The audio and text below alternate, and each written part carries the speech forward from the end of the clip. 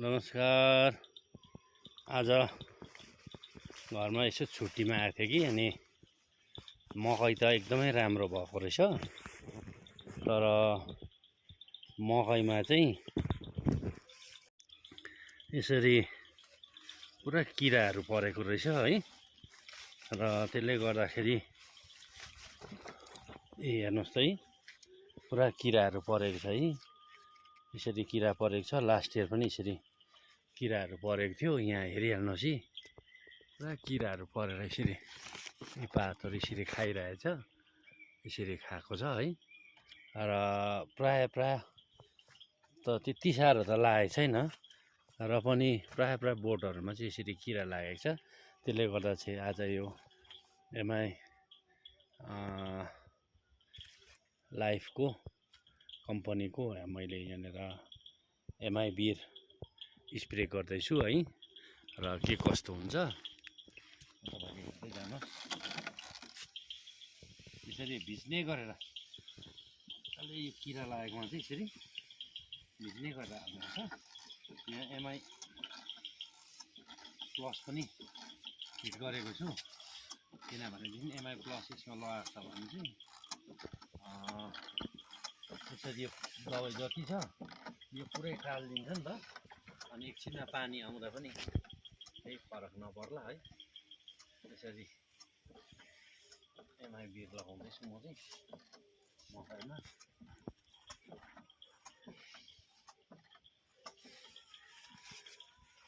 यहाँ हेर्नुहोस् न, यहाँ देख्नु त भाइ, यहाँ हेर्दै यस्तो गरेर आएछ हो। अनि भित्र बिस्तारै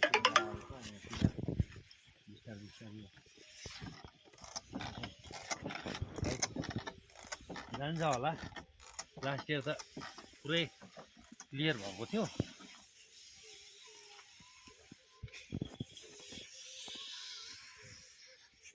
पुरै क्लियर भएको थियो, एकदमै राम्रो भएको थियो। अब यो पालि पनि हेरौँ, दबाई चाहिँ हाल्दैछ।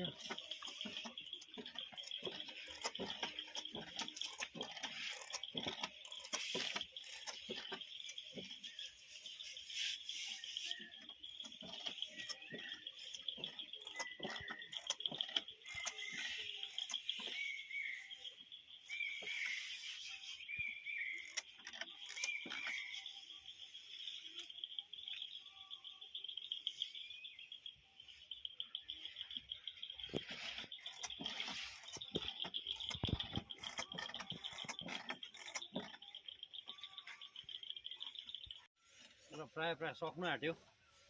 यो एमआई सिट्रा लाउनु पर्ने, तर एमआई सिट्रा नभएको कारणले गर्दा चाहिँ एमआई बिर अनि अलिभ, MI plus, MI spray plus यो मिलाएर हालेको छु। त्यसले गर्दाखेरि चाहिँ अब राम्रै हुन्छ र त्यति साह्रो लास्ट इयरको जति त लागेन रहेछ किरा। ठाउँमा चाहिँ लागेको रहेछ है। र पनि हान्नु चाहिँ सबैमा हानिदिएको छौँ। विशेष गरेर त गुबामा लाग्दो रहेछ यो किरा कि।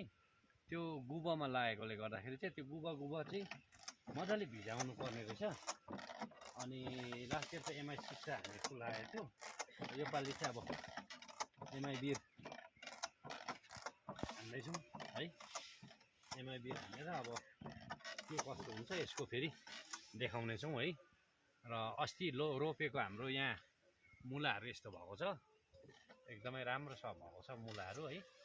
मुलाहरू यस्तो धेरै आइहालेको छ बोट। बिस्तारै अब यो मकै के कस्तो हुन्छ यसको रिजल्ट पनि तपाईँहरूलाई देखाउँला। साथै यहाँ मकैको मात्र नभएर मुलाको पनि कस्तो हुन्छ फलै उखालेको बेलामा है कम्प्लिट भएपछि तपाईँहरूलाई देखाउनेछौँ। साथै यहाँनिर अस्ति हामीले लगाएको काँक्राको थाङ्रा, काँक्राको झ्याङहरू है, काँक्राको झ्याङहरू यस प्रकार छ। र भन्दै अब यो के कस्तो फल हुन्छ मुलाको, काँक्राको अनि मकैमा के कस्तो रियाक्सन आउँछ है, यो अवश्य पनि तपाईँहरू समक्ष भिडियो ल्याउनेछु भन्दै आजको यो भिडियोलाई यतिमै अन्त गर्दैछु। नमस्ते।